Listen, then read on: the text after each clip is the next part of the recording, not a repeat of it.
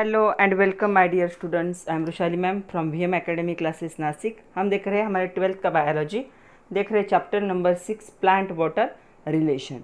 इसका आज lecture number 7 में भी आज ये थ्योरी का लास्ट लेक्चर होगा, क्योंकि दो ही सब टॉपिक बाकी इस चैप्टर के हमारे। पहला है ट्रांसपीरेशन और दूसरा है structure of the stomatal apparatus. तो हो सके तो आज मैं दोनों भी कंप्लीट करूँगी, ये दोनों टॉपिक एक ही वीडियो में। तो चलो पहले हमें देखना है कि ट्रांसपीरेशन होता क्या है, उसके बारे में डिटेल में देखते हैं। Lecture number 7 plant water relation, chapter number 6 with VM academy Nashik. तो चलो अभी हमें ट्रांसपीरेशन देखना है। हमें पता है प्लांट वाटर क्या करता है, कॉन्स्टेंटली वाटर को एब्सॉर्ब करता है। कंटिन्यूस प्रोसेस होती है, constant and continuous process absorption of water by the plant. ये तो हम देख चुके हैं अभी तक। Hardly 5% of total water absorb by root. तो रूट कितना वाटर एब्सॉर्ब करते हैं? ओनली 5%। रिमेनिंग 95% वाटर जो है वो कहाँ से आता है? वो क्या होता है? लॉस्ट होता है इन एटमॉस्फेयर। क्यों? क्योंकि ये जो प्लांट के लीव्स है वो एक प्रोसेस करते हैं, उसे क्या कहा जाता है? Transpiration process. मतलब अगर किसी प्लांट ने 100% वाटर को एब्सॉर्ब किया है तो अपने ग्रोथ में उसमें से कितना वाटर को यूज़ करेगा? ओनली 5%। 95% वो वाटर क्या हो जाता है? वेपोराइज हो जाता है in the form of gas in the atmosphere. वो निकल जाता है प्लांट में से एटमॉस्फेयर में थ्रू द एरियल पार्ट, जो एरियल पार्ट होगा प्लांट का उसके थ्रू। तो hardly 1% of the water is lost from the liquid and 99% water is lost in the form of vapor। तो लिक्विड के फॉर्म में 1% और 99% कौन से फॉर्म में चला जाता है वाटर? तो 99% होता है वेपर्स के फॉर्म में होता है। ओके, तो चलो हमें इसमें कुछ ऐसे टर्म्स देखने हैं जो इंपॉर्टेंट टर्म है। तो हम शुरू कर रहे हैं अभी ट्रांसपीरेशन, एक इंपॉर्टेंट टॉपिक है। तो चलो सबसे पहले हमें देखना है कि गटेशन होता क्या है। जैसे मैंने बताया कि 1% क्या होता है? वाटर लिक्विड के फॉर्म में लॉस्ट होता है और 99% वाटर क्या है? वेपर्स के फॉर्म में लॉस्ट होता है। तो गटेशन किसे कहा जाता है? The lost of water in the form of liquid. जब भी लिक्विड के फॉर्म में क्या होगा? वाटर लॉस्ट होगा, कितना परसेंट होता है? 1% ऑफ टोटल वाटर। जितना वाटर क्या होने वाला है? लॉस होने वाला है फ्रॉम द प्लांट, उसमें से सिर्फ 1% वाटर क्या होता है? लिक्विड के फॉर्म में लॉस्ट होता है। इस प्रोसेस को क्या कहा जाता है? इसे कहा जाता है गटेशन। तो कभी कभी क्वेश्चन आता है डिफाइन गटेशन, ग्यूटेशन भी कहा जाता है कभी कभी। Name the structure involve in this process. तो इस प्रोसेस में कौन सा स्ट्रक्चर इन्वॉल्व होता है? तो ये जो होती है प्रोसेस, ये एक स्पेशल टाइप के स्ट्रक्चर से होती है जिसे कहा जाता है वाटर स्टोमेटा, या इसे कहा जाता है हाइड्याथोड्स। तो आपको ये नाम याद रखने, एमसीक्यू में भी कभी कभी आ सकता है। Guttation process occurs by dash dash structure. तो 4 ऑप्शन में मे भी इन दोनों में से कोई एक नाम हो सकता है। तो जो ग्यूटेशन प्रोसेस होगी, ये प्रोसेस क्या होगी? वाटर स्टोमेटा या फिर हाइड्याथोड्स नाम के स्ट्रक्चर थ्रू होती है, जिसमें क्या होता है? वाटर लिक्विड के फॉर्म में क्या होता है? प्लांट से लॉस्ट होता है, उसे कहोगे ग्यूटेशन कहो या फिर गटेशन कहो, दोनों का मीनिंग सेम है। तो चलो अभी ट्रांसपीरेशन क्या होता है वो देख लेते हैं। Loss of water in the form of vapour. तो वेपर के फॉर्म में जो लॉस होता है वाटर, कितना होगा? About 99%। Is called as the transpiration. It occurs through, कहाँ कहाँ से ये लॉस होता है? देखो, मेनली लीव्स से होता है, उसके साथ साथ ये स्टेम से भी होता है, फ्लावर से भी होता है और फ्रूट से भी होता है। मतलब प्लांट का जितना पार्ट एयर में होगा, एरियल पार्ट जो है प्लांट का, वो सारा क्या करता है? ट्रांसपीरेशन करता है, मतलब वाटर को लॉस करता है in the form of vapours. It occurs through 3 main side. 3 main side से क्या होगा? ट्रांसपीरेशन होगा। पहली साइड होगी क्यूटिकल, उसके बाद होगा स्टोमेटा और तीसरा होगा लेंटिकल्स। तो इन तीनों से क्या होगा? वाटर का लॉस होता है। ये तीनों प्लांट के पार्ट है। तो चलो देखते हैं कि ट्रांसपीरेशन को थोड़ा डिटेल में। अभी हमने दोनों देखा, ग्यूटेशन देखा और ट्रांसपीरेशन देखा। तो एनसीईआरटी में एक क्वेश्चन है distinguish between guttation and transpiration. तो क्या क्या डिफरेंस होगा दोनों में? तो एक आपके सामने, दूसरा मैं आप लोगों को बताती हूँ। तो ग्यूटेशन क्या होता है?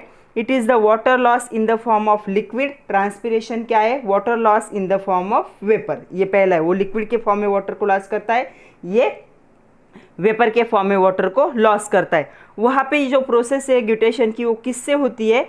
उसे कहा जाता है हाइड्याथोड्स। हाइड्याथोड जो स्ट्रक्चर है उससे होता है। और यहाँ पे किससे होगा? Cuticle, stomata and the lenticel से होगा। तो ये दोनों दो डिफरेंस है दोनों के बीच में, कभी कभी आ सकता है 2 मार्क के लिए। तो पहला पॉइंट लिखो कि वो वाटर को लिक्विड के फॉर्म में लॉस करता है, ये वेपर के फॉर्म में, उसके पास हाइडाथोड्स होते हैं और इसके पास cuticle, stomata and the lenticels जो है उनके थ्रू क्या करता है, loss of water in the form of vapour. तो देखिए ये डायग्राम है ट्रांसपिरेशन की, वैसे आपके बुक में भी दी है ऑन पेज नंबर 128 पे। तो ये ट्रांसपिरेशन है, root take up water from the soil, ये रूट वाटर को ले रहे हैं। ये ब्लू कलर का क्या जो दिखाया है वो क्या है, एरो से क्या है, वाटर का मूवमेंट दिख रहा है। Water is drawn up the stem to the leaves, यहाँ से लीव्स की तरफ जा रहा है। Veins carry water into the leaves, ये छोटे छोटे वेन्स जो होंगे लीव तक वाटर को लेकर जाएंगे। Water vapour from the leaves, तो ये वाटर क्या है, लीव से क्या हो रहे हैं, वाटर के वेपर में कन्वर्ट हो रहे, इसे क्या कहा जाता है, ट्रांसपिरेशन। कभी कभी डायग्राम देते हैं और आपको उसके नाम लिखने होते। क्वेश्चन ऐसा होता है, identify the process represented in given figure and label it correctly. तो सिर्फ डायग्राम देते और सारे नाम आपको लिखने होते। तो क्या है, एक बार इस डायग्राम को होमवर्क के नोटबुक में ड्रॉ कर लो। चलो अभी हमें देखने टाइप ऑफ ट्रांसपिरेशन। तो ट्रांसपिरेशन के 3 टाइप है। क्यों? क्योंकि ट्रांसपिरेशन 3 इससे होता है। ट्रांसपिरेशन के 3 वे, एक होता है क्यूटिकल करता है, दूसरा स्टोमेटा करता है और तीसरा क्या है, लेंटिक्यूल करता है। तो इसके 3 टाइप हो जाएंगे। पहला होगा क्यूटिकुलर ट्रांसपिरेशन, क्यूटिकल थ्रू होगा। दूसरा होगा लेंटिक्यूलर ट्रांसपिरेशन, लेंटिकल्स के होगा। और तीसरा है स्टोमेटल ट्रांसपिरेशन, स्टोमेटा थ्रू होगा। तो चलो हमें तीनों को डिटेल देखना है 1 बाय 1। कभी कभी क्वेश्चन आता है explain in detail 3 types of transpiration, या कभी कभी एक भी पूछ लेता है, explain cuticular transpiration, explain lenticular transpiration, explain stomatal transpiration. तो हमें तीनों को डिटेल में देखना है। तो चलो पहला जो है क्यूटिकुलर ट्रांसपिरेशन, उसको थोड़ा सा डिटेल में देखते हैं, 2-4 पॉइंट देखते हैं उसके बारे में। सबसे पहले क्यूटिकल लेयर क्या होता है वो समझ लेते हैं। Cuticle is the layer of vaccine substance, एक वैक्सी सब्सटेंस है, उसका नाम है क्यूटिन। ओके, ये कहाँ पे प्रेजेंट होता है, सरफेस पे प्रेजेंट होता है, इपिडर्मल सेल के ऊपर होता है। इपिडर्मल मतलब हमारे बॉडी का सबसे बाहर वाला सेल, हम हो या फिर प्लांट हो। तो इपिडर्मल सेल के ऊपर एक वैक्सी लेयर आता है, वो वैक्सी लेयर होता है क्यूटिन का, उसे कहा जाता है क्यूटिकल। ये कहाँ पे होता है, ये लीव्स में होता है और स्टेम में होता है, फ्रूट और फ्लावर में नहीं होता है। तो ये 2 जगह पे क्या है, इपिडर्मल जो होगा बाहर का जो लेयर होता है प्लांट का, उसके ऊपर एक वैक्सी सब्सटेंस का लेयर फॉर्म हो जाता है। उस वैक्सी सब्सटेंस का नाम क्यूटिन है, इसीलिए उस लेयर को क्यूटिकल लेयर कहा जाता है। ओके, ये जो प्रोसेस होती है ट्रांसपिरेशन की क्यूटिकुलर, ये सिंपल डिफ्यूजन प्रोसेस है। हायर कॉन्सेंट्रेशन की तरफ से लिक्विड क्या है, लोअर कॉन्सेंट्रेशन की तरफ भागता है। तो सिंपल डिफ्यूजन प्रोसेस है। ये कितना कंट्रीब्यूट करता है, 8 to 10% ऑफ टोटल ट्रांसपिरेशन। किसी प्लांट में जो ट्रांसपिरेशन हो रहा है उसमें 8 to 10% ट्रांसपिरेशन किसके वजह से होगा, क्यूटिकुलर ट्रांसपिरेशन की वजह से। एक MCQ पॉइंट है, याद रखो। It occurs throughout the day, ये डे टाइम में पूरी टाइम पे होता रहता है। And its rate is inversely proportional to thickness of cuticle, जो क्यूटिकल है उससे इन्वर्सली प्रोपोर्शनल होगा। जितना क्यूटिकल का लेयर हाइयर होगा उतना रेट क्या होगा, लोअर होगा। इसलिए कह सकते हो rate of cuticular transpiration is inversely proportional to thickness of the cuticle. ये जो थिकनेस है क्यूटिकल लेयर का जितना ज़्यादा होगा उतना ये ट्रांसपिरेशन का रेट क्या है, घट जाएगा। क्योंकि एक वैक्सी सब्सटेंस का लेयर है, वो वाटर को क्या है, लॉस नहीं होने देगा प्लांट में से। तो ये क्यूटिकल लेयर क्या है, एक्चुअली प्रोटेक्टिव लेयर है, बट इसमें से भी क्या है 8 to 10% क्या होता है टोटल ट्रांसपिरेशन के, इतना पार्ट क्या होता है, इतना ये कंट्रीब्यूट करता है। और ये कैसे करेगा, बाय सिंपल डिफ्यूजन। तो ये दोनों MCQ पॉइंट है। Cuticle transpiration occurs by simple diffusion and it contribute 8 to 10% of total transpiration and it is inversely proportional to thickness of cuticle layer. जो क्यूटिकल होगा उसका जो थिकनेस है उससे क्या होगा, इन्वर्सली प्रोपोर्शनल होगा रेट ऑफ क्यूटिकुलर ट्रांसपिरेशन। तो ये पहला था पार्ट। चलो दूसरा और तीसरा भी देखते हैं। चलो अभी हमें देखना है लेंटिकुलर ट्रांसपिरेशन। लेंटिकल्स क्या होते हैं, स्मॉल रे स्ट्रक्चर होते, बाहर आए हुए ऐसे थोड़े से स्मॉल स्ट्रक्चर होते, लूजली अरेंज होंगे, कॉम्प्लीमेंट्री सेल होते हैं, एक दूसरे के साथ क्या होते हैं, लूजली अरेंज होने वाले और बाहर ऊपर से निकल आने वाले ऐसे स्ट्रक्चर होते हैं, लेंटिकल्स कहा जाता है उनको। हर लेंटिकल क्या होता है, एक पोरस टिश्यू से बनता है। Consisting cell with large intercellular space. इनके जो सेल होते हैं, दो सेल के बीच में स्पेस क्या होता है, थोड़ा सा ज़्यादा होता है, इसलिए वो पोरस है, मतलब इनमें से पानी क्या हो सकता है, मूव हो सकता है। इन इपिडर्म ऑफ द सेकेंडरीली थिकन ऑर्गन, जो सेकेंडरी थिकन मतलब ऑर्गन के बाहर जो लेयर आता है, इपिडर्म मतलब बाहर का लेयर, उनमें क्या होते हैं, ये लूजली टिश्यू क्या है, लूज टिश्यू, जिनके बीच में इंटरमोलिकुलर स्पेस ज़्यादा होगा, ऐसे टिश्यू क्या होते हैं, अरेंज हो जाते। कहाँ पे होते हैं जनरली, जो बार्क होता है वुडी स्टेम का उसमें होता है। उसके बाद रूट्स जो होते हैं डाइकोटिलिडनस फ्लावरिंग प्लांट के, उनमें क्या होते हैं, ऐसे जो लेंटिसेल्स होते हैं वो लेंटिसेल्स क्या होते हैं, फॉर्म हो जाते। ये क्या है, लूज टिश्यू वाले क्या है, सेल से जिनका इंटरमोलिकुलर डिस्टेंस क्या होता है, स्पेस क्या होता है, ज़्यादा होता है। ये कॉम्प्लीमेंट्री सेल होते हैं, मतलब फॉर्म हुए हुए। कहाँ पे होंगे, जो ऑर्गन्स होते हैं उनका जो सेकेंडरी थिकनेस होता है, मतलब ऑलरेडी ऑर्गन के बाहर एक लेयर होगा, उसके बाहर भी दूसरा जो लेयर फॉर्म होता है एपिडर्म की तरफ, तो उसे क्या कहा जाता है, लेंटिकल कहा जाता है। तो ये जनरली कहाँ पे होगा, जो बार्क होती है वुडी स्टेम उसमें होता है, रूट्स में होता है। कौन से रूट्स, जो डाइकोटिलिडॉन्स प्लांट होंगे, फ्लावरिंग प्लांट, उनका जो रूट होता है वहाँ पे ये फॉर्म होता है। नेक्स्ट पॉइंट देखो इसका है, लेंटिकुलर ट्रांसपिरेशन का है। जो लेंटिसेल्स होते हैं they are present in bark of old stem, जो बार्क होती है ओल्ड स्टेम की उसमें ये प्रेजेंट होते हैं। उसके साथ साथ ये कहाँ प्रेजेंट होते हैं, पेरिकार्प ऑफ वुडी फ्रूट। कुछ फ्रूट ऐसे होते हैं जिनका ऊपर का पार्ट वुड से बना हुआ होता है, आपने खाए होंगे। उनका जो पेरिकार्प है मतलब बाहर का जो कोटिंग होता है उसमें क्या होते हैं, यहाँ पे लेंटिसेल्स प्रेजेंट होते हैं, but they are absent in the leaves. ये भी एक इम्पॉर्टेंट पॉइंट है एमसीक्यू के लिए कि lenticels are absent in leaves. कहाँ पे प्रेजेंट होते हैं वो, bark of old stem, pericarp of woody fruit. Woody fruit खाया होगा आपने, ऊपर का जो कोटिंग होता है फ्रूट का वो क्या होता है, वुड से बना हुआ होता है। ओके, तो उस वुडी फ्रूट के पेरिकार्प में ये प्रेजेंट होता है, ओल्ड प्लांट के बार्क में प्रेजेंट होता है। बार्क को पता है सब लोगों को, डेड सेल जैसा ही होता है वो, वहाँ पे प्रेजेंट होगा, लेकिन ये लीव्स में प्रेजेंट नहीं होता। ओके, उसके बाद है rate of this transpiration is very slow. ये रेट जो है इस ट्रांसपिरेशन का बहुत ही स्लो है। It occurs through out the day, ये भी पूरे डे के टाइम में क्या है, इस टाइप का ट्रांसपिरेशन पूरे डे के टाइम में हो सकता है। It contributes only 0.1 to 1% in total transpiration.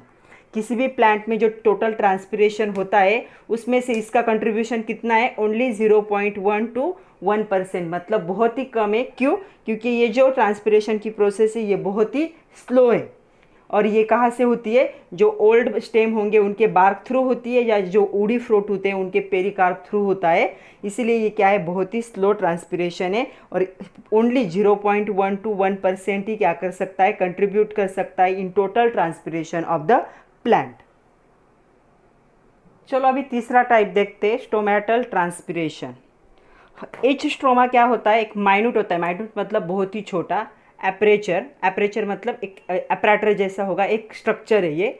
इसमें क्या होते हैं, 2 गॉड सेल्स प्रेजेंट होते हैं, और क्या है, कुछ एसेसरी सेल्स भी प्रेजेंट होते हैं।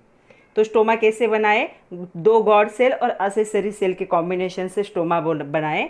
तो ये जो स्टोमेटा होता है are located in the epidermis. Epidermis मतलब सबसे ऊपर की जो कोटिंग होती है, जैसे हमारी स्किन हमारी इपिडर्मिस है, वैसे प्लांट की जो सबसे ऊपर वाली कोटिंग होती है उसे क्या कहा जाता है, इपी मतलब आउटर, एंडर्मिस मतलब लेयर। तो जो इपिडर्मिस होगा ये प्लांट का, जनरली कौन सी जगह पे, जो यंग स्टेम होता है वहाँ पे, और जो लीव्स होते हैं वहाँ पे क्या होते हैं, ये स्टोमेटा प्रेजेंट होते हैं। Leaves are generally shows more number of stomata. जो लीव्स होते हैं प्लांट के उनमें ज़्यादा नंबर में क्या होते हैं, स्टोमेटा प्रेजेंट होते हैं ऑन द लोअर सरफेस। जो उनका लोअर सरफेस होता है, मतलब अगर ऐसा लीफ है तो ये अपर सरफेस हो गया, जो नीचे का सरफेस होगा उसमें क्या होते हैं, लार्ज नंबर ऑफ स्टोमेटा क्या होते हैं, प्रेजेंट होते हैं। तो यंग स्टेम में भी प्रेजेंट होते हैं और लीव्स में प्रेजेंट होते हैं, बट स्टेम की जगह पे लीव्स में क्या होंगे, ज़्यादा होंगे, और लीफ जो होता है उसका जो लोअर पार्ट होगा उस लोअर पार्ट में क्या होते हैं, ये स्टोमेटा ज़्यादा नंबर में क्या होते, प्रेजेंट होते। तो चलो अभी देखते हैं नेक्स्ट पॉइंट, स्ट्रोमेटल का, stomatal transpiration. Depending upon distribution of stomata in leaves, leaves 3 type में कैटेगराइज होता है। पहला टाइप होता है इपिस्ट्रोमेटिक, मतलब अपर लेयर जो होता है एपिडर्मिस का, वहाँ पे क्या होते हैं, स्ट्रोमेटा प्रेजेंट होते हैं। इसका एग्जाम्पल है, इसको कहा जाता है हाइड्रोफाइट्स कहा जाता है। जैसे कि लोटस, लोटस सबने देखा है, तो वो क्या होता है, पानी में रहता है, तो उसका जो लोअर लेयर है हमेशा पानी के अंदर रहता है, तो वाटर को लॉस कहाँ से करेगा ये प्लांट, ऊपर का जो सरफेस होगा एपिडर्मिस लेयर वहाँ से लॉस करेगा वाटर को। नहीं लॉस किया तो क्या होगा, ये जल्दी खराब हो जाएगा पानी में रह रह के। इसीलिए वाटर को क्या है, ऊपर का जो सरफेस होता है, ऊपर के सरफेस से लोटस क्या करता है, वाटर को वेपोराइज करता है। तो यहाँ पे स्टोमेटा कहाँ पे प्रेजेंट होते हैं, अपर लेयर पे प्रेजेंट होते हैं एपिडर्मिस के। ओके, दूसरा होता है हाइपोस्ट्रोमैटिक।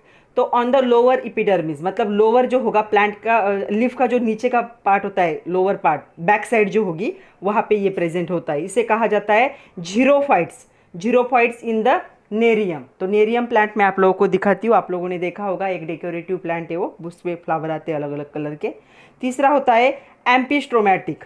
एम्पिस्ट्रोमैटिक में दोनों साइड के सरफेस के दोनों साइड के लीफ के दोनों साइड से क्या होंगे, यहाँ पे ये स्टोमेटा प्रेजेंट होंगे। इसका एग्जाम्पल है, इसे कहा जाता है मेसोफाइट कहा जाता है। और ग्रास जो होता है, ग्रास का होगा इसका एग्जाम्पल। ग्रास में क्या होते हैं, एम्फीस्टोमेटिक, मतलब ग्रास का जो लीफ होगा उसके दोनों साइड से स्टोमेटा क्या होते हैं, प्रेजेंट होते। जो नेरियम है वो दिखाती हूँ मैं आप लोगों को। तो देखो ये जो प्लांट है इसे नेरियम कहा जाता है। अलग अलग फ्लावर, रेड वाइट अलग अलग फ्लावर आते हैं उसे। तो ये नेरियम प्लांट है, इसका जो लीफ होगा उसके बैक साइड में क्या होते हैं, स्ट्रोमेटा प्रेजेंट होते। सी द नेक्स्ट पॉइंट, ये जो होता है स्टोमेटल ट्रांसपिरेशन, ये कब होता है, डे टाइम में होता है। इसका भी एक एक्सेप्शन है कि जो डेजर्ट प्लांट है, डेजर्ट प्लांट वो डे टाइम में नहीं करते। ओके, तो ये मोस्टली क्या होगा, ड्यूरिंग डे टाइम होगा। 90 to 93% ऑफ टोटल ट्रांसपिरेशन, ये कितना कंट्रीब्यूट करता है, 90 to 93 पर कंट्रीब्यूट करेगा थ्रू आउट द स्टोमेटा, वो भी सिर्फ during day time. Day time में स्टोमेटा क्या करते हैं, 90 to 93% ट्रांसपिरेशन प्रोसेस करते हैं। मतलब अगर कोई प्लांट ट्रांसपिरेशन कर रहा है तो उसमें से 90 to 93% ट्रांसपिरेशन कौन करते हैं, सिर्फ स्टोमेटा करते हैं, वो भी सिर्फ डे टाइम में। तो ये तीनों टाइप हमने अच्छे से देख ले, क्यूटिकुलर भी देखा, उसके बाद लेंटिकुलर भी देखा और स्टोमेटल भी देखा। तो सबसे ज़्यादा इफेक्टिव कौन सा है, स्टोमेटल है, क्योंकि ये 90 to 93% क्या करता है, ट्रांसपिरेशन करता है among the total transpiration of plant. तो देखो ये है स्ट्रक्चर ऑफ द लेंटिसल। तो ये आपके बुक में भी दिया है ऑन पेज नंबर 129 पे। तो इसमें दो ही पार्ट है, एक होता है लेंटिकुलर पोर होते हैं और लूज कॉम्प्लीमेंट्री सेल, एक दूसरे से अटैच है। लेकिन कैसे, ये सेल लूजली अटैच होते हैं। देखो यहाँ पे लूजली अटैच सेल। कभी कभी डायग्राम ड्रॉ करने के लिए भी आता है, कभी कभी इन दोनों जगह पे एक्स एंड वाई दे देते हैं, पूछते हैं what is X and Y in given diagram. तो पहला होता है, जिसे कहा जाता है लेंटिकुलर पोर, और दूसरा क्या होता है, लूज कॉम्प्लीमेंट्री सेल्स होते हैं। ओके, नेक्स्ट पॉइंट है डेफिनेशन। कभी कभी ऐसे डेफिनेशन भी आते हैं। पहली है स्टोमेटल फ्रीक्वेंसी। तो क्या है stomatal frequency, the number of stomata per unit area of leaf is known as the stomatal frequency. Per unit जो होता है लीफ का, उसमें कितने नंबर ऑफ स्टोमेटा प्रेजेंट है, उसे क्या कहोगे, स्टोमेटल फ्रीक्वेंसी कहेंगे। दूसरा है स्टोमेटल इंडेक्स 1 कहा जाता है। हमें तो स्टोमेटा, अगला हमारा टॉपिक वही, हमें डिटेल में देखना ही है। The correlation between number of stomata and number of epidermal cell. तो इपिडर्मल सेल और स्टोमेटा क्या होते हैं, प्रेजेंट होते हैं कहाँ पे, एक ही जगह पे प्रेजेंट होते। तो दोनों का जो कोरिलेशन होगा, कितने नंबर ऑफ स्टोमेटा प्रेजेंट है और कितने number of epidermal cell present है पर यूनिट एरिया, उसे क्या कहा जाता है, स्टोमेटल इंडेक्स 1 कहा जाता है। ओके, तो कभी कभी ऐसे डेफिनेशन एग्जाम में आ जाते। तो नेक्स्ट क्वेश्चन है मैच द पेयर। एक साइड में क्या दिया है, ट्रांसपिरेशन के टाइप, और दूसरे साइड में क्या दिए है, उनका contribution in the total transpiration. तो स्टोमेटल ट्रांसपिरेशन हमें पता है 90 to 93% क्या करता है। यहाँ पे लेंटिकुलर ट्रांसपिरेशन ये बहुत ही स्लो होता है, कितना होगा, दिस वन, और इसका आंसर यही होगा, क्यूटिकल का बी ही होगा। ओके, मतलब यहाँ पे क्या होगा, ए का होगा सी, बी का होगा बी और सी का होगा ए। तो ऐसा होगा इसका match the pair. Second match the pair, एक जगह पे दिया है लीव्स पे जो स्टोमेटा का लेयर होता है उसका डिस्ट्रीब्यूशन, और दूसरे साइड में दिया है उसका नाम। तो चलो देखते हैं। इपिस्टोमेटिक लीव्स, इपिस्टोमेटिक लीव्स किसके होते हैं, हाइड्रोफाइट, जैसे कि लोटस के पास होते। ओके, दूसरा है हाइपोस्टोमेटिक लीव। हाइपोस्टोमेटिक लीव्स किसके पास होते, जीरोफाइट के पास होते। ओके, एंड एम्फी जो होंगे वो किसके पास होंगे, मेसोफाइट। तो ये होगी इसका पेयरिंग, मतलब फर्स्ट का आंसर होगा बी, सेकंड का आंसर होगा ए और थर्ड का आंसर होगा सी। तो ये होगी मैच द पेयर। तो चलो आज का सेकंड सब पार्ट शुरू करते हैं, structure of the stomatal apparatus. हमने देखा कि स्टोमेटा की वजह से क्या है 90 to 93% क्या होता है, ट्रांसपिरेशन प्रोसेस होता है। मतलब ये बहुत ही ज़्यादा क्या है, इंपॉर्टेंट है। तो इस पे थोड़े से क्वेश्चन है, तो वो क्वेश्चन भी देख लेते हैं। सबसे पहले क्वेश्चन है, draw neat and label diagram to describe the structure of stomatal apparatus. तो चलो डायग्राम को देखते हैं और एक एक पार्ट को अच्छे से समझ लेते हैं। तो देखो ये है structure of the guard cell. Okay, इसे स्टोमेटल एपरेटस भी कह सकते हो। ये आपके टेक्स्ट बुक में दिया है 129 पेज नंबर पे, वहाँ पे भी आप लोग देख सकते हो। चलो एक एक पॉइंट समझ लेते हैं इसके बारे में। Typical stomatal apparatus consist of 2 guard cell, stroma and the accessory cell. तो इसके पास 3 पार्ट प्रेजेंट होंगे। इसके पास होंगे 2 गॉड सेल, ये जो ग्रीन कलर का दिख रहा है ये हो गया एक और ये हो गया दूसरा, ऐसे 2 गॉड सेल होंगे इसके पास। इसके पास होता है एक स्ट्रोमा पोर प्रेजेंट होता है, उसके साथ कुछ असेसरी सेल होते हैं। इसके साथ असेसरी सेल का काम क्या है, हेल्प करना इन द ट्रांसपिरेशन प्रोसेस। तो सबसे पहले गॉड सेल के बारे में, जो ग्रीन कलर के दिख रहे हैं इस डायग्राम में, उनके बारे में थोड़ा सा बात करते। तो देखो एक एक point. Guard cell is the type of epidermal tissue. ये इपिडर्मल टिश्यू से ही बनते हैं। इपिडर्मल मतलब हमारे बॉडी के जो सबसे बाहर वाला लेयर होता है वो इपिडर्मिस। वैसे ही प्लांट के बॉडी का सबसे बाहर वाला लेयर क्या होगा, इपिडर्मिस। तो इपिडर्मिस टिश्यू से बने हुए होंगे। May be called as a modified epidermal parenchyma cell. इनको क्या कहा जाता है, इपिडर्मिस पेरेनकाइमा सेल। किसे, गॉड सेल जिनसे बनाए उसे। Guard cells are kidney shape in dicotyledon and dumbbell shape in grass, मतलब मोनोकोटिलीडॉन। तो क्या होते हैं, ये किडनी शेप के होते हैं डाइकोटिलीडॉन में, और यहाँ पे डम्बेल जो शेप होता है, डम्बेल शेप सब लोगों को पता है, तो डम्बेल शेप के होंगे कहाँ पे, इन मोनोकोटिलीडॉन लाइक ग्रास। ग्रास में डम्बेल शेप के होंगे, डाइकोट में क्या होते हैं, ये किडनी शेप के होते। Guard cells are living nucleated cell. तो ये लिविंग सेल होते हैं, और यहाँ पे देखो एक न्यूक्लियस प्रेजेंट दिख रहा है गॉड सेल के अंदर, मतलब ये लिविंग सेल है और इनके अंदर क्या है, न्यूक्लियस प्रेजेंट है। तो इसलिए क्या कहेंगे, nucleated cell with unevenly thick wall. तो इसके पास अनइवन थिक वॉल होती, मतलब पूरे बॉडी के बाहर सेम टाइप की वॉल नहीं होगी, कहीं पे थिक होगी कहीं पे थिन होगी, मतलब अनइवन होगी वॉल। द इनर वॉल, सब अंदर का जो पार्ट है, वॉल फेसिंग स्ट्रोमा, जो स्ट्रोमा को फेस कर रहे हैं, मतलब ये जो पार्ट है, ये जो पार्ट है इसके बारे में बात कर रहे हैं। वॉल फेसिंग टू स्ट्रोमा, उसे इनर वॉल कहा जाता है of guard cell, is thick and inelastic. ये अंदर का जो लेयर होता है, यहाँ पे दिख ही रहा है डबल, ये क्या होता है, थिक होता है, इनलास्टिक होता है ये लेयर अंदर वाला जो स्ट्रोमा की तरफ फेस है उसका वो। एंड लैटरल वॉल, लैटरल मतलब ये जो बाहर की वॉल है, ये जो वॉल है बाहर की, ये जो बाहर की वॉल होगी वो क्या होगी, थिन होगी एंड इलास्टिक होगी। थिन और इलास्टिक मतलब थोड़ी सी फ्लेक्सिबल होगी।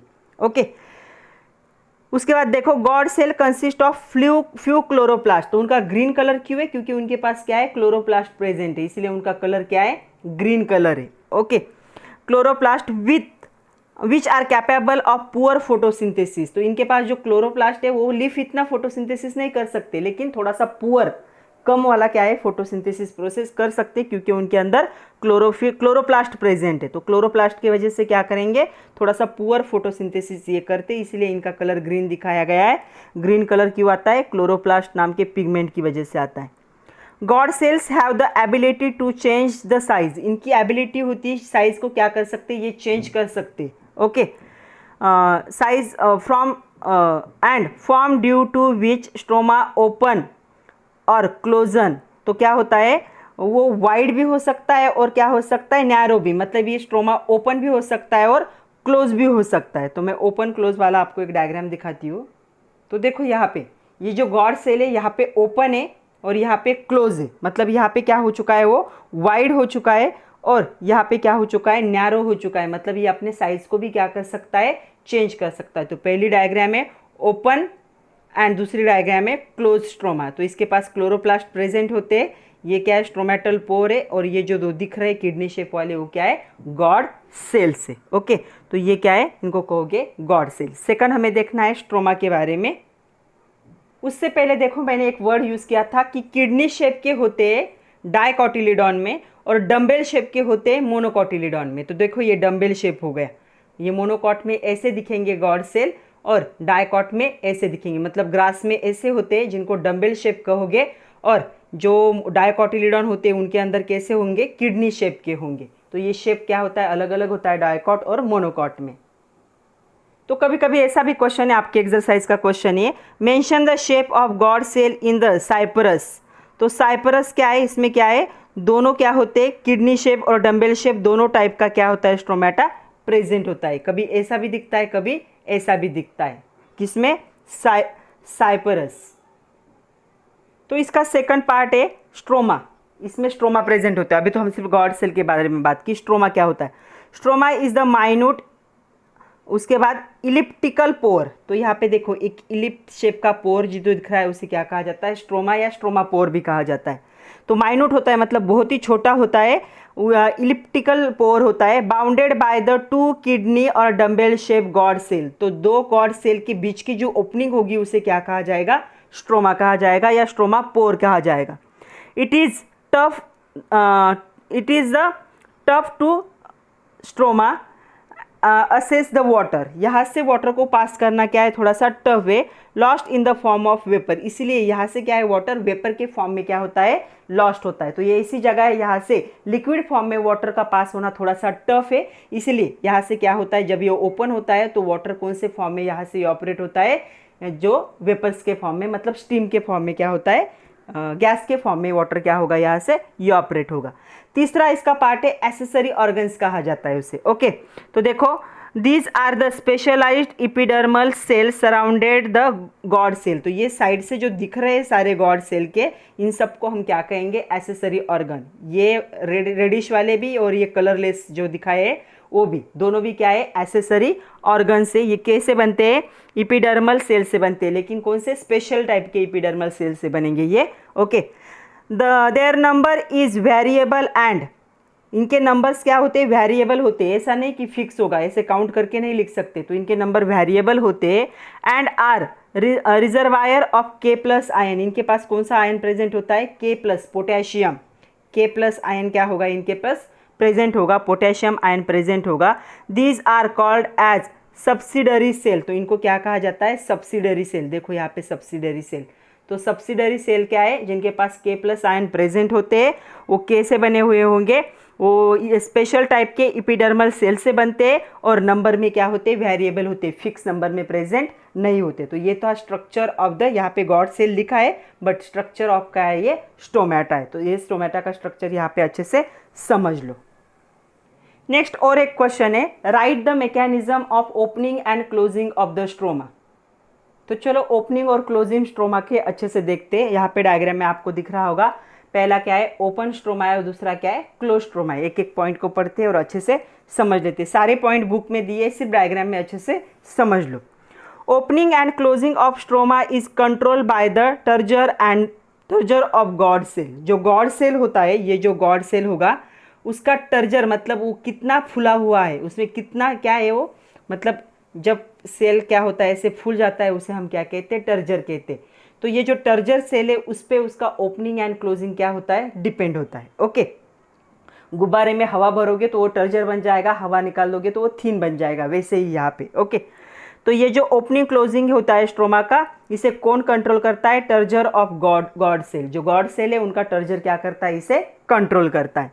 During day time guard cell becomes turgid due to endosmosis. तो क्या होता है, डे टाइम में, यहीं पे ड्रॉ कर रही हूँ मैं, तो ये गॉड सेल कैसे होते हैं, इससे छोटे से होते, ये क्या करते हैं, एंडोऑस्मोसिस, मतलब बाहर से लिक्विड इनके अंदर चला जाता है और ये ऐसे फूल जाते डे टाइम में।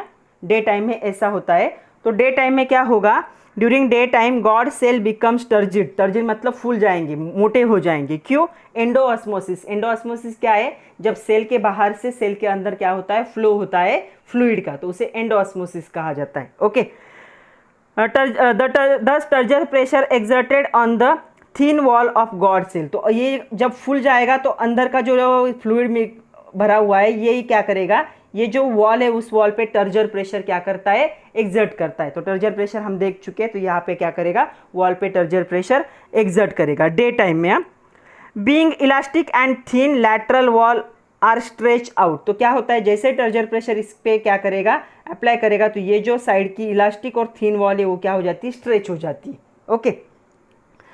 ड्यूरिंग नाइट टाइम में क्या होगा, guard cell becomes the flaccid due to exosmosis. रात के समय पे क्या होता है, ये जो मोटा है सेल है ये क्या है, पतले सेल में कन्वर्ट हो जाता है ड्यू टू एक्सोऑस्मोसिस। एक्सोऑस्मोसिस मतलब सेल के अंदर से फ्लूइड को बाहर निकालना।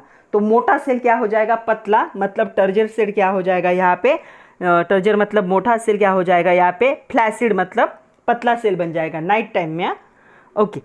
Flaccidity closes and stroma almost completely. तो इसके वजह से क्या होता है, जैसे ही सेल के अंदर की पूरी हवा निकल जाती है ये क्लोज हो जाता है, और ये जो ओपनिंग दिख रहा था ये ओपनिंग क्या हो जाता है, क्लोज होता है। क्यों, क्योंकि इसके अंदर कुछ भी नहीं है, ये अभी क्या है, फ्लैसिड कंडीशन में है, टर्जर नहीं है और ना ही टर्जर प्रेशर को क्रिएट कर रहा है, इसलिए ये जो वॉल है साइड की ये स्ट्रेच नहीं होती, जो थिन और इलास्टिक वॉल है ये स्ट्रेच नहीं होती, क्योंकि अंदर से प्रेशर ही नहीं है उसको स्ट्रेच करने के लिए। बलून में जब भी हम हवा भरते तो बलून स्ट्रेच क्यों होता है, अंदर जो हवा भरी है वो क्या करती है, उसके वॉल पे प्रेशर क्रिएट करती, इसलिए बलून क्या हो जाता है, स्ट्रेच होते जाता है। वैसे ही यहाँ पे इसके अंदर कुछ भी नहीं, इसके अंदर का फ्लूइड बाहर निकल गया है नाइट टाइम में, तो ये क्या बन चुका है, अभी थिन बन चुका है, इसमें ये इसे फ्लैसिड कहा जाता है। और ये क्या है, अभी क्या है, क्लोज, इसीलिए ये क्या कर देता है, अंदर के ओपनिंग को यहाँ पे क्लोज कर देगा। जब वो स्ट्रेच हो जाता है तो ओपनिंग, ये जो है ओपनिंग ओपन हो जाता है। Okay. Endosmosis and exosmosis occur due to the change in osmotic potential of the guard cell. तो एक जगह पे एंडोऑस्मोसिस होता है डे टाइम में, और नाइट टाइम में क्या होता है, एक्सोऑस्मोसिस होता है। ये क्यों हो रहा है, due to osmotic potential of guard cell. ये गॉड सेल जो है उसका ऑस्मोटिक प्रेशर है उस पर, इसकी वजह से ऐसा हो रहा है। ओके। देखो नेक्स्ट पॉइंट क्या है अभी, according to the starch sugar interconversion theory. एक थ्योरी थी, स्टेवर्ड नाम के साइंटिस्ट थे, उन्होंने 1964 में ये थ्योरी दी थी। ड्यूरिंग डे टाइम उन्होंने बताया था कि एंजाइम होता है, उसका नाम है फॉस्फोराइलेज। फॉस्फोराइलेज एंजाइम क्या होता है, स्टार्च और स्टार्च को शुगर में कन्वर्ट करता है। ओके। उसके वजह से क्या होता है, ऑस्मोटिक पोटेंशियल गॉड सेल का क्या होता है, इंक्रीज होता है। उसकी वजह से उसके अंदर वाटर घुसने लगता है और वो क्या बनता है, वो टर्जिड बन जाता है। तो इस थ्योरी के अनुसार क्या है, डे टाइम में क्या होगा, जो स्टीवर्ड थे वो 1964 में उन्होंने एक थ्योरी दी थी, उनके हिसाब से क्या था, डे टाइम में क्या होता है, एक एंजाइम होता है प्लांट में फॉस्फोराइलेज नाम का, वो क्या करता है, स्टार्च को शुगर में कन्वर्ट करता है। जैसे ही शुगर में कन्वर्ट होगा तो ऑस्मोटिक पोटेंशियल गॉड सेल का क्या हो जाएगा, इंक्रीज होगा, और इसके अंदर क्या है, वाटर घुसने लगेगा और ये ऐसे फूल जाएगा डे टाइम में, इसीलिए क्या होता है, ओपनिंग होता है। ओके। और इन्होंने ही बताया कि these thereby the guard cells are stretch and the stroma widen. तो स्ट्रोमा क्या होता है, वाइड हो जाता है, ओपन हो जाता है, क्योंकि ये स्ट्रेच होते हैं, क्योंकि इसके अंदर क्या है, वाटर घुस चुका है, उसे टर्जिड बना दिया है। The reverse reaction occurs at night time brightening about the closure of the stroma. तो नाइट टाइम में क्या होता है, जो शुगर थी वो शुगर वापस स्टार्च में कन्वर्ट हो जाती है और वो सेल से बाहर निकल आती है, इसलिए सेल की साइज क्या होने लगती है, छोटी होने लगती है, वो फ्लैसिड हो जाता है, पतला हो जाता है, और ये ओपनिंग को नाइट टाइम में वो क्या कर देता है, क्लोज कर देता है। ओके। सारे पॉइंट को अच्छे से समझो। तो क्या होगा डे टाइम में और नाइट टाइम में, मैं आप लोगों को एक स्ट्रक्चर दिखाती हूँ, एक रिएक्शन, तो बाकी मत देखो, हमें सिर्फ इतना देखना है। ओके। तो देखो स्टार्च क्या है, फॉस्फोराइलेज ने डे टाइम में स्टार्च को शुगर में कन्वर्ट कर दिया, तो क्या हुआ, स्ट्रोमेटा ओपन हुआ। नाइट में क्या हुआ, ये शुगर वापस स्टार्च में कन्वर्ट हो गई, तो स्ट्रोमेटा क्या हो गया, क्लोज हो गया। मतलब डे टाइम में क्या है, स्टार्च शुगर में कन्वर्ट होगा तो स्ट्रोमेटा ओपन होगा, नाइट टाइम में शुगर स्टार्च में कन्वर्ट होगी तो स्ट्रोमेटा क्या होगा, क्लोज होगा। ऐसा किसका कहना था, starch sugar interconversion theory, जिसे प्रपोज किया था स्टीवर्ड नाम के साइंटिस्ट ने इन 1964। तो अभी थ्योरी समझ में आया है। तो according to theory of proton transport, और एक थ्योरी आई, प्रोटॉन ट्रांसपोर्ट थ्योरी, दो थ्योरी इस पे। प्रोटॉन ट्रांसपोर्ट थ्योरी को लेविट नाम के साइंटिस्ट ने 1974 में प्रपोज किया था। ओके। इन्होंने कहा था stomatal movement occurs due to transport of proton H+ and K+ ion. तो H+ और K+ आयन का जो एक्सचेंज होगा उसके वजह से क्या होता है, ये स्ट्रोमेटा में चेंजेस आते, मूवमेंट आते। ओके। तो क्या है इस थ्योरी के हिसाब से, थ्योरी ऑफ प्रोटॉन ट्रांसपोर्ट देख रहे हैं, लेविट्स theory. in 1974. During daytime, starch is converted into the malic acid. Daytime में क्या होता है, starch क्या होता है, malic acid में क्या होता है, कन्वर्ट होता है, इस थ्योरी के हिसाब से। हाँ, malic acid dissociate to form the malate ion and the proton. तो ये क्या होता है, मैलिक एसिड डिसोसिएट होता है, कोई भी एसिड जब डिसोसिएट होता है तो इसमें से H+ आयन बाहर निकलता है। आप लोग केमिस्ट्री के स्टूडेंट हो, H+ आयन को प्रोटॉन कहते हैं, आप लोगों को पता है। ओके, तो प्रोटॉन और H+ आयन सेम ही होता है, इसलिए H+ आयन को प्रोटॉन कहते हैं। तो ये मैलिक एसिड जो फॉर्म हुआ है, कहाँ से फॉर्म हुआ, स्टार्च मैलिक एसिड में कन्वर्ट हुआ। तो ये मैलिक एसिड डिसोसिएट होगा, डिसोसिएट मतलब दो पार्ट में क्या हो जाएगा, स्प्लिट होगा। एक पार्ट क्या होगा, निगेटिव चार्ज, और एक H+ फॉर्म होगा, उसे क्या कहोगे, प्रोटॉन कहोगे। तो ये मैलिक एसिड क्या होता है, malic acid dissociate to form the malate ion form होगा, और उसके साथ प्रोटॉन यहाँ पे रिलीज होता है, H+ आयन मतलब। Proton are transported to the subsidiary cells. Proton को सब्सिडरी सेल के पास भेजा जाता है। ये जो साइड वाले सब्सिडरी सेल है, इनको प्रोटॉन को यहाँ पे भेजा जाता है सब्सिडरी सेल के पास। And K+ ion are imported from them. तो मतलब H+ आयन यहाँ पे जाएंगे, और यहाँ पे जो K+ आयन है वो इस तरफ आएगी, एक्सचेंज होगा H+ और K+ का। तो जो सब्सिडरी सेल के पास K+ आयन थे, उनको इंपोर्ट किया जाएगा, और ये जो प्रोटॉन है उसको सब्सिडरी सेल के पास किया जाएगा। Uptaken of K+ ion is always accompanied with Cl- ion. तो K+ आयन अकेला नहीं आता, उसके साथ Cl- आयन भी आता है। तो K+ आयन यहाँ से अकेला नहीं आएगा इसके अंदर, इसके साथ Cl- आयन भी आएगा। At the night time Uptake of K+ and C+ ion prevented by the, जो होगा एब्सिसिक एसिड जो होता है, इसमें कन्वर्ट हो जाएगा। Changing the permeability of guard cell. अभी गॉड सेल की परमेबिलिटी क्या होगी, चेंज होगी। पहले क्या हो रहा था, बाहर का जो K+ Cl- है वो सेल के अंदर आ रहा था, अभी क्या होगा, वो सेल से बाहर चला जाएगा नाइट टाइम में। ओके, तो डे टाइम में क्या होता है, K+ और Cl- सेल के अंदर चले जाते हैं, और नाइट टाइम में क्या होता है, सेल से बाहर निकल आते। Okay, at night time uptake of K+ and Cl- ion prevented by the acetic acid, changing the permeability of God cell. Due to this, God cell becomes the hypotonic and thereby becomes the flaccid. तो क्या हो जाते हैं, hypotonic होते हैं, flaccid बन जाते हैं, इसलिए ओपनिंग क्या होता है, क्लोज होता है। तो यहाँ पे दो थ्योरी बताई गई है। पहली थ्योरी है starch sugar interconversion theory, उसके हिसाब से डे टाइम में स्टार्च शुगर में कन्वर्ट होता है, इसलिए सेल क्या होता है, यहाँ पे ओपन होता है, और नाइट टाइम में शुगर वापस स्टार्च में कन्वर्ट होता है, इसलिए स्ट्रोमा क्या होता है, क्लोज होता है।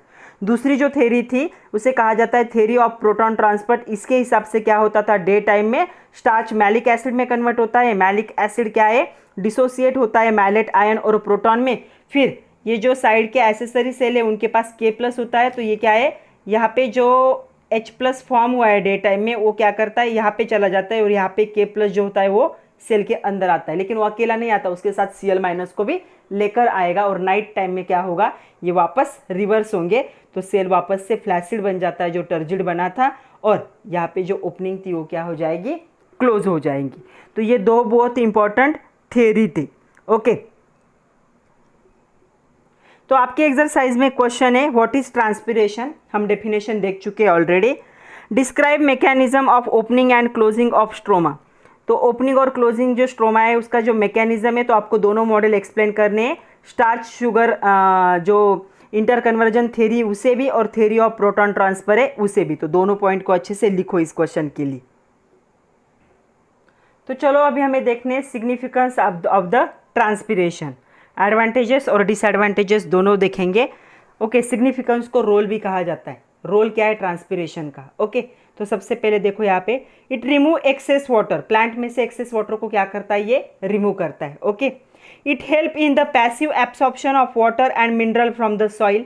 सॉइल में से पैसिव एब्सॉर्प्शन मतलब किसी भी एनर्जी को यूज किए बगैर जो एब्सॉर्प्शन होता है उसे पैसिव कहा जाता है। विदाउट एक्सपेंडिचर ऑफ एनर्जी जो होगा एब्सॉर्प्शन, उसे क्या कहोगे, पैसिव। तो ये हेल्प करता है पैसिव एब्सॉर्प्शन में, क्योंकि ये पुल क्रिएट करता है, ट्रांसपिरेशन पुल। और पुल क्या करता है, वाटर को नीचे से जमीन से क्या करता है, खींचता है ऊपर की तरफ, एरियल पार्ट की तरफ। तो ये जो होगा ट्रांसपिरेशन, ये क्या करेगा, पैसिव एब्सॉर्प्शन में हेल्प करेगा वाटर और मिनरल के फ्रॉम द सॉइल। तीसरा देखो, it help in ascent of sap, जो असेंट ऑफ सैप है मतलब ट्रांसलोकेशन ऑफ जो सैप है उसमें भी ये क्या करता है, हेल्प करता है। Okay, as stromata are open gases exchange required for the photosynthesis and respiration is the facilitated. तो क्या है, जैसे ही स्ट्रोमा ओपन होता है तो एटमॉस्फेयर से कुछ गैसेस को एक्सचेंज कर सकता है, वो जो गैसेस उसको फोटोसिंथेसिस या रेस्पिरेशन के लिए जरूरी प्लांट को, उस गैसेस को। ओके, नेक्स्ट देखो यहाँ पे, it maintain the turgor of the cells. तो ये टर्जर जो होता है सेल का, वो क्या करता है, ये मेंटेन करता है transpiration process. Transpiration help in reducing the temperature of the lip and the imparting the cooling effect. तो ये क्या है, अगर ऊपर का पार्ट गर्म हो गया तो उतना वाटर वेपोराइज हो जाता है, तो क्या करेगा, ये लिप जो होता है उसके टेम्परेचर को रिड्यूस करता है और क्या करता है, इम्पार्टिंग कूलिंग इफेक्ट, उसमें कूलिंग इफेक्ट लाता है ताकि जो लिप है वो मुरझा ना जाए। ओके, डिसएडवांटेजेस देखते हैं क्या है। Excessive transpiration leads in the wilting and the injury in the plant. तो क्या है, ज़्यादा अगर हो गया ट्रांसपिरेशन तो प्लांट क्या होता है, विल्ट भी हो सकता है या उसमें इंजुरी आ सकती है। It may also lead in the death of the plant. अगर ज़रूरत से ज़्यादा क्या है, ट्रांसपिरेशन हो गया तो पौधा पूरी तरह से प्लांट सूख जाता है, तो कभी कभी उसकी डेथ भी हो सकती है। कभी कभी हम देखते हैं कि ऐसे प्लांट खड़े खड़े पूरी तरह से ड्राई हो जाता है। क्यों? क्योंकि उसमें ज़रूरत से ज़्यादा क्या हो चुका है, एक्सेसिव ट्रांसपिरेशन हो चुका है, तो इसकी वजह से प्लांट की डेथ भी हो सकती है। तो ये क्वेश्चन आपके एक्सरसाइज में भी है, right significance of transpiration, 2 mark के लिए ऐसा क्वेश्चन आ सकता है। और एक क्वेश्चन है आपके एक्सरसाइज में, what is transpiration, explain the role of transpiration. Significance and role क्या है, सेम ही। ट्रांसपिरेशन की डेफिनेशन लिखनी है और ये जो सिग्निफिकेंस है वो आप वहाँ पे लिखोगे। एक क्वेश्चन और भी है, what is disadvantage of transpiration. तो एक ही डिसएडवांटेज है, हम देख चुके, अगर एक्सेसिव ट्रांसपिरेशन हुआ तो प्लांट की क्या होती है, डेथ भी हो सकती है। तो अभी एक क्वेश्चन है, why do diurnal changes occurs in the osmotic potential of the guard cell, ऐसा क्वेश्चन है एक्सरसाइज का। तो 2 थ्योरी हमने देखे, दोनों थ्योरी के बारे में थोड़ा सा देख लेते हैं। स्ट्रोमेटा ओपनिंग क्लोजिंग के हमने 2 थ्योरी देखी, स्टोरी नहीं सॉरी। ये पहली थी उसे कहा जाता था स्टीवर्ड और दूसरी थी लेविट नाम के साइंटिस्ट की। ओके, तो देखो अकॉर्डिंग टू स्टीवर्ड जो डाययूरेनल चेंजेस ऑकर्स होते हैं वो क्यों होंगे, ऑस्मोटिक प्रेशर जो होगा गॉड सेल का वो क्या है, due to starch sugar interconversion. तो इनके हिसाब से स्टार्च और शुगर का क्या होता है, स्टार्च शुगर इंटर कन्वर्जन, इसके वजह से होगा। मतलब डे टाइम में स्टार्च शुगर में कन्वर्ट होगा, सेल टर्जिड हो जाएगा गॉड सेल, और नाइट टाइम में शुगर वापस से स्टार्च में कन्वर्ट हो जाएगा, सेल का जो हो जाएगा गॉड सेल फ्लैसिड हो जाएगा। ऐसा किसका कहना था, स्टीवर्ड नाम के साइंटिस्ट का। ओके, इन्होंने ये थ्योरी दी थी इन 1964। दूसरे जो साइंटिस्ट थे लेविट, इन्होंने ये थ्योरी दी थी 1974, 10 साल के बाद इनका क्या कहना था वो भी देख लो। इनके हिसाब से क्या हो रहा था, इनके हिसाब से जो पोटेशियम आयन है ट्रांसपोर्ट हो रहा था K+ आयन का into the God cell, out of them dilution changes in osmotic pressure occurs। इनका कहना था कि H+ और K+ में क्या हो रहा है, एक्सचेंज हो रहा है, प्रोटॉन और K+ आयन के बीच में क्या होगा, गॉड सेल में एक्सचेंज होगा, और उसके वजह से ये डाययूरेनल चेंजेस क्या होते हैं, ऑकर। डाययूरेनल चेंजेस मतलब opening and closing of the stroma. Endosmosis and exosmosis occur due to the diurnal changes. तो एक जगह पे क्या होता है कि सेल थोड़ा सा पतला था, उसने बहुत सारे लिक्विड को एब्सॉर्ब कर लिया, मतलब यहाँ पे जो लिक्विड प्रेजेंट था, वाटर जो प्रेजेंट था इसके अंदर चला गया, तो ये क्या बन गया, टर्जिड बन गया। तो इसे हम क्या कहते हैं, एंडोऑस्मोसिस। दूसरा क्या है, एक्सोऑस्मोसिस क्या होता है, सेल बहुत ही मोटा था, इसके अंदर से लिक्विड बाहर निकल आया और ये क्या हो गया, फ्लैसिड मतलब पतला बन गया, तो इसे हम क्या कहते हैं, एक्सोऑस्मोसिस। तो ये जो डाययूरेनल चेंजेस होते हैं वो क्यों हो रहे हैं, endosmosis and exosmosis occurs due to diurnal changes in osmotic potential of guard cell. तो गॉड सेल में ये दोनों भी होता है, एब्सॉर्प्शन की वजह से, मतलब यहाँ पे एंडोऑस्मोसिस की वजह से ये टर्जिड बन जाएगा और स्ट्रोमा को ओपन कर देगा, और दूसरा है जो एक्सोऑस्मोसिस है उसकी वजह से ये फ्लैसिड बन जाएगा, छोटा बन जाएगा, स्ट्रोमा को क्लोज कर देगा। एक लास्ट क्वेश्चन देखना है, इससे पहले एक और क्वेश्चन है आपके बुक में, what is significance of transpiration, तो ट्रांसपिरेशन के सिग्निफिकेंस हम देख चुके, वो लिखोगे। Explain root pressure theory and its limitation, तो रूट प्रेशर थ्योरी में हमने लास्ट टू लास्ट लेक्चर में देखिए, तो वहाँ से आप इस क्वेश्चन का आंसर खुद से लिख सकते हो। चलो लास्ट क्वेश्चन देखो, why transpiration is called necessary evil, transpiration को क्या कहा जाता है, नेसेसरी इविल कहा जाता है। इविल मतलब ये क्या है, दुश्मन है, किसका, प्लांट का। बेचारा प्लांट क्या कर रहा है, जमीन में से मिनरल को, वाटर को एब्सॉर्ब कर रहा है कैसे तो भी, और ये जो लीफ है ये क्या कर रहे हैं, ट्रांसपिरेशन प्रोसेस से उस वाटर को बाहर निकाल रहे हैं। लेकिन ये क्या है, प्लांट की ग्रोथ के लिए नेसेसरी, इसलिए कहा जाता है नेसेसरी इविल। तो चलो देखते हैं ये इसे ऐसा क्यों कहा जाता है और ये होता क्या है। आपके एक्सरसाइज में ये क्वेश्चन है, why transpiration is called as a necessary evil. तो यहाँ पे एक साइंटिस्ट थे, कुर्टिस नाम था उनका, 1926 में उन्होंने प्रपोज किया था कि ट्रांसपिरेशन इविल, उन्होंने बताया था ट्रांसपिरेशन को क्या कहा था, ट्रांसपिरेशन इविल कहा था इन साइंटिस्ट ने। ओके, तो क्यों ऐसा कहा था वो समझ लेते। For stomatal transpiration to occur, stroma must remain open during day time. अगर ट्रांसपिरेशन होना चाहिए तो हमने जो देखा स्ट्रोमा, वो क्या होना चाहिए, ऐसा ओपन कंडीशन में होना चाहिए, राइट। यहाँ पे ये ज्वाइन होते हैं और लेकिन क्या होना चाहिए, ओपन कंडीशन में होना चाहिए डे टाइम में, तभी क्या हो सकता है, ट्रांसपिरेशन ऑकर होगा। When stroma are open then only the gases exchange needed for respiration and photosynthesis will take place. तो यहाँ से जो गैसेस का एक्सचेंज हो रहा है वो दो पर्पस के लिए हो रहा है। एक हो रहा है फोटोसिंथेसिस के लिए, फोटोसिंथेसिस के लिए कार्बन डाइऑक्साइड चाहिए, तो कहाँ से आएगा, एटमॉस्फेयर से। और दूसरा है प्लांट के रेस्पिरेशन में, रेस्पिरेशन नहीं होगा तो प्लांट एनर्जी एटीपी को जनरेट नहीं कर सकता। तो रेस्पिरेशन के लिए प्लांट को जो गैसेस चाहिए वो भी स्ट्रोमा से अंदर आते हैं।